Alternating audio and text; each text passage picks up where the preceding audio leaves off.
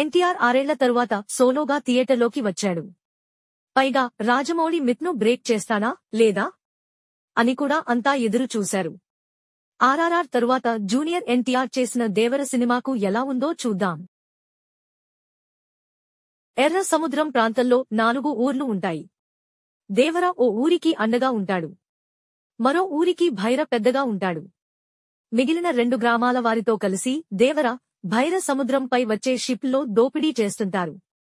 ఈ క్రమంలో వచ్చే కొన్ని నాటకీయ పరిణామాల నేపథ్యంలో దేవరికి భైర బ్యాచ్తో గొడవ జరుగుతుంది. అసలు దేవర దేనికి వారికి వ్యతిరేకంగా మారాడు? దేవర ఎవరికీ కనిపించకుండా పోవడానికి కారణం ఏమిటి?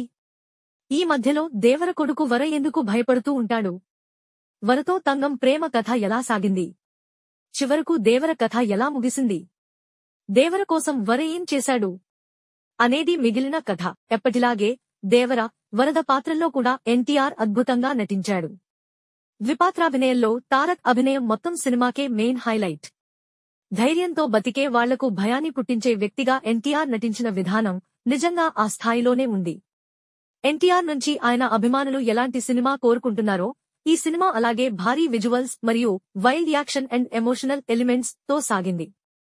ఇక వాటికి తగ్గట్టుగానే తన పాత్రల్లో డిఫరెంట్ వేరియేషన్స్ చూపిస్తూ తన పవర్ఫుల్ పెర్ఫార్మెన్స్ తో ఎన్టీఆర్ ప్రేక్షకులను మెస్మరైజ్ చేశారు. దేవరతో తెలుగు తెరకు పరిచయం అయిన జాన్వీ కపూర్ తన తంగం పాత్రలో చాలా బాగా నటించింది. బాలీవుడ్ నటుడు సైఫ్ అలీఖాన్ కూడా భైర పాత్రలో జీవించాడు. సైఫ్ పాత్రలోని డెప్త్ ఆకట్టుకుంది. ఎన్టీఆర్ పాత్రకు ధీటుగా ఆయన పాత్రను కొరటాల శివ తీర్చిదిద్దారు. మరాఠీ నటి శృతి మరాఠే చాలా బాగా నటించింది. ఆమె స్క్రీన్ ప్రెజెన్సీ కూడా చాలా బాగుంది. ఇతర కీలక పాత్రల్లో కనిపించిన శ్రీకాంత్, ప్రకాష్ రాజ్ ఆకట్టుకున్నారు. అదేవిధంగా షైన్ తామ్ చాకో, అజయ్ మరియు మిగిలిన నటీనటులు కూడా ఆయా పాత్రల్లో తమ నటనతో మెప్పించారు. 1980 నుంచి 90 వరకు నేపథ్యంలో ఈ మూవీ సాగిన కమర్షియల్ మూవీకి అనుగుణంగానే భిన్నమైన కాన్సెప్ట్తో దీన్ని తీర్చిదిద్దిన విధానం బాగుంది. క్లైమాక్స్ లో అండ్ ప్రీ క్లైమాక్స్ లో వచ్చే అండర్ వాటర్ సీక్వెన్సెస్ సినిమాకే ప్రధాన హైలైట్. ఆ వాటర్ సన్నివేశాల్లో ఎన్టీఆర్ నటన కూడా ప్రత్యేకంగా నిలుస్తోంది. ముఖ్యంగా షార్క్ షాట్స్ చాలా బాగున్నాయి. దానికి తగ్గట్టుగానే సముద్రంలో నడిచే యాక్షన్ సీక్వెన్స్లను ఎఫెక్టివ్ గా డిజైన్ చేశారు. పైగా 90ల కాలం నాటి పరిస్థితులకు అనుగుణంగా పాత్రల చిత్రీకరణతో పాటు ఆ పాత్రల నేపథ్యాన్ని కూడా పర్ఫెక్ట్ గా డిజైన్ చేశారు. కీలక సన్నివేశాల్లోని కలర్ టోన్ చాలా బాగా ఆకట్టుకుంది.